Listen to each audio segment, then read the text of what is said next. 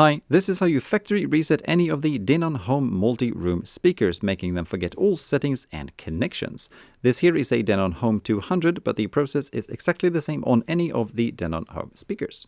First, make sure that the speaker is plugged in to power and turned on. Then take a look at the back and locate the Bluetooth pairing button and the connect button.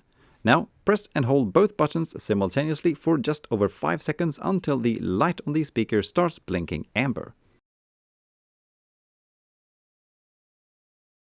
And that's actually it. From here, just wait until the amber light has stopped blinking and turned solid. Then either set the speaker up again using the HEOS app or disconnect it from power and pack it down if you're selling or getting rid of it.